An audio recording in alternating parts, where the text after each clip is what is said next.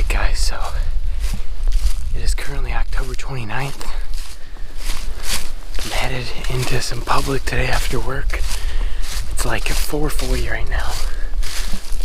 It's late, it's just how it's gonna be when I get off of work and rush out to public land. And I'm hunting the unit that I've only been to once now, a couple weeks ago. And I'm going back into a different spot. And hopefully gonna find some deer or find some sign. It's gonna be really good deer prime time. The only worry I have about this unit was a couple weeks ago we had really bad floods in Iowa. And because it's been raining for a long time. So this got flooded. I've got a chair on my back and I'm just gonna still hunt my way in. I'm walking fast right now because there's really nothing going on over here. So once I get up here to where I think that there's gonna be better sign using my Onyx maps. There's some deer tracks, no boot prints, which is good news. Once I get back here to the spot where I want to go with the Onyx maps, I'll start, or as I get closer, I'm going to start slowing down. But hopefully it's going to be a good night. Okay, so I just got set up. I'm sitting between a clump of 3 gigantic trees. It actually is like perfect. I've got a rub 10 yards straight behind me, and I actually glassed a couple rubs up this ridge here. There's also another one there. Right behind me is that trail, which I don't really like the idea of being around this trail. But right here, it creates kind of a pull in a spot the deer, if they're traveling through here, which I want to go to that corner. I'm thinking that they're going to come this way, or come from that corner, and I don't want to push too far right out of the gate. About 80 yards to my right here, it looks like the timber's really thick. It looks like it's a great big place for a deer to be bedded. So I didn't want to go in there and bump anything out. So I'm sat here close to the rubs. Looked like there's a couple old scrapes that have closed in, which doesn't look too good. But this is my first set out on this piece. I figured that this is a pretty good spot. We got a trail that's coming down between these 2 ravines. And then we got a trail running about 5 to 10 yards in front of me that's running this way. So there is sign in here. I don't know if these rubs are from earlier on. It doesn't look like this really got flooded.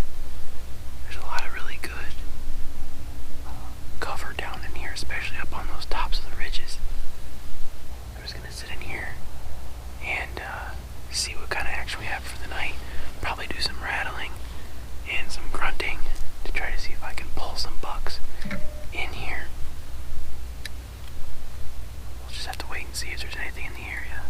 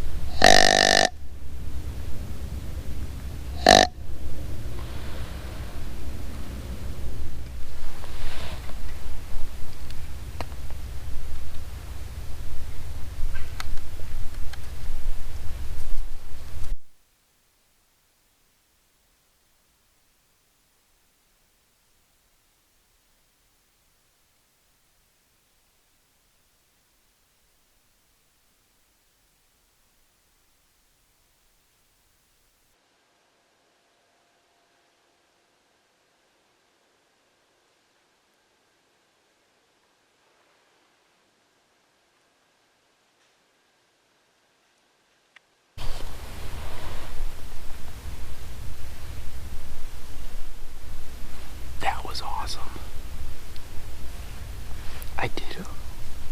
grunting sequence. And